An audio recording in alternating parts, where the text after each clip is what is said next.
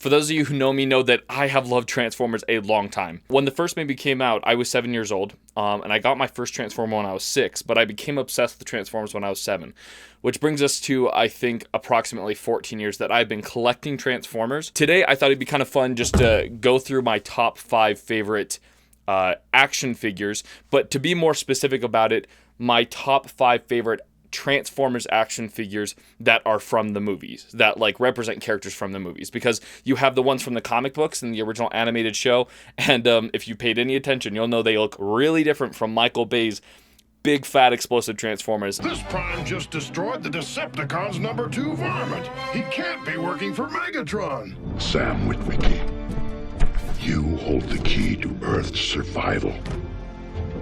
Today we're going to focus on the movieverse ones, the Michael Bay styled Transformer action figures. Okay, number 5 for me, it's not one certain figure actually, which is a bit of a cop-out, I know, but it's going to be the Studio Series Deluxe Class Wreckers.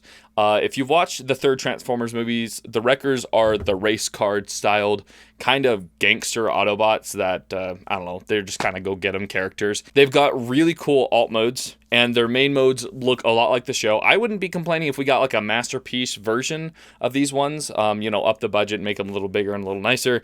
But if we never get those, honestly, these will satisfy me. They're awesome. One of them has like dreads, the other one has like a hat and sunglasses, and the other one is fat. Number 4 is another banger. I think this one came out just last year. It's Masterpiece movie Starscream. Okay, so they've come out with several different versions of this movie Starscream, if you recognize him throughout the years. He's a really interesting character. I've never liked Starscream either from G1 the comics or from the new movie lines. When I got my hands on this one though, because he showed up in a local Target of mine, I was really impressed, not only because this figure is freaking huge, but his fighter jet mode looks pretty cool, but he really shines in robot mode. He looks so much like the movie. And you can get him in a ton of different poses, including like his posable fingers to make him look like super maniacal with the fingers. And I don't know, I have fun with that a lot. He's sitting behind me right here, this guy. So you can see he's up on a line of a bunch of other Masterpiece, which are larger Transformers, and you can see that he just towers over them. He's big. Coming in third place was a bit of a controversial decision for me personally. You guys won't notice or care, but I decided to go with Jetpack Optimus Prime, which came out in the Studio Series line. So he's a mainline figure, so he's not that big. He's a smaller, like 7-8 inch figure. Right, so there's a couple things to note about this guy specifically. First and foremost, he is easily the best representation of Optimus Prime we've ever gotten in the last 15 years of these movies come out. He looks so good. My favorite version of him was always from Dark of the Moon, the third movie, where his trailer transforms basically into this big jetpack and a weapons arsenal for him. The jetpack transformed along with the weapons arsenal ring into the trailer, and it's a really cool set, but there was a lot of problems with it. So I need to make a special disclaimer here that this figure made its way to third place not because of what I actually got, but because of the upgrade kits I bought for it. There are third-party companies that will sometimes sell basically replacement accessories for certain mainstream Hasbro figures in order to make them better, and the actual jetpack that came with this Optimus Prime was low-key trash. It was super hollow, it wasn't colored, it looked really bad, had no articulation. So basically this third-party accessories pack gave him a replacement backpack here, if I can get it off, and it gave us replacement wing sets so that they're actually like colored. You can kind of see it here. Not to mention it came with a whole new set of weapons for him to come with, which I'm going to show off because they're really cool weapons. This made its way to number 3, not just because of the Optimus or because the pack it came in, but the DNA upgrade kit combined with this Optimus is what's making it its way to number 3. I really never need anything more than these. I love them. They're front and center in my movie display and just awesome. Back in 2009, when Transformers Revenge of the Fallen, which is the second Transformers movie, came out, the biggest splash that movie made was an appearance from a massive character called Devastator, which is basically a Transformer that is made up of 8 to 9 separate construction converting Transformers. And so it was a really big thing. He transforms and started sucking everything up.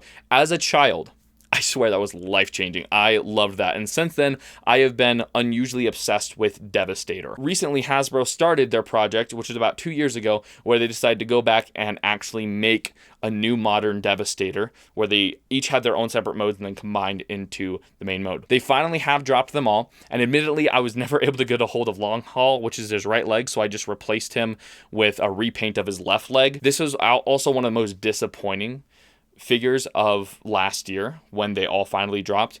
He looked really bad. I'll be straight with you. Like, I think he looked awful. He was incredibly disappointing. You can tell they had to make a bunch of budget cuts along the way of developing the figures. Now, the main two reasons that this combiner made it to the number 2 list, despite how disappointing he was, is number one, their individual separate robot and vehicle modes are still really awesome. That's how I have them displayed, so I'll continue to have them displayed. I have them combined for your purposes. But the second reason that he's on this list is because we're going to recall back to another DNA upgrade kit that they released for him that I have, and that being on Devastator makes him 10 times better.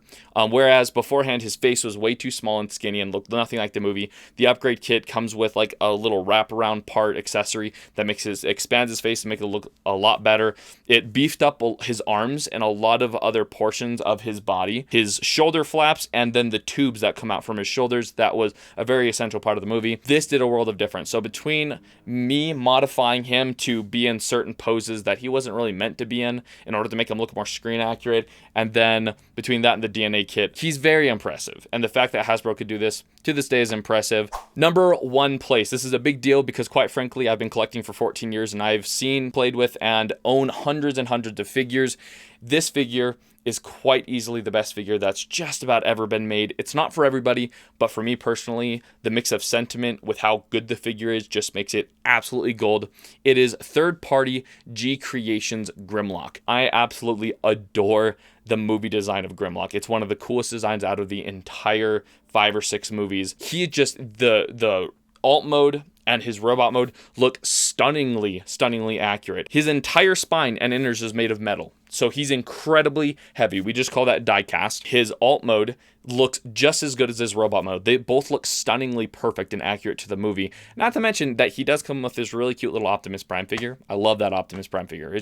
It doesn't transform, but he's superposable, and the paintwork on both of these figures is like, it is so good. It's honestly incredibly impressive. I've never had somebody come over to my home and see that figure and not be impressed with it, whether or not they like Transformers. Objectively, it is an incredibly made Transformer, and though it is a more complex transformation to make both modes look super accurate, it's really effective, and it's not as hard as you'd think it is. It's also worth noting he comes with this mace that is an element of his spine in dinosaur mode that you remove and then transform into that little ball that becomes the mace.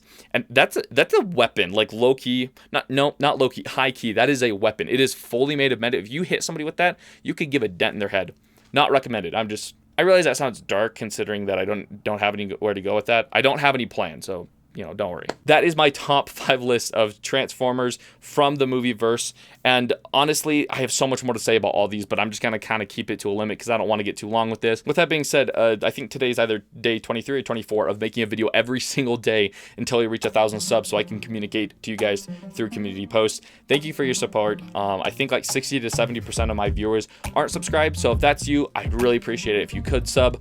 It really helps me to communicate with you guys and just make what I'm doing more worth it because I have a bigger community to share it with. With that being said, I'm excited to talk to you guys tomorrow. Later, guys.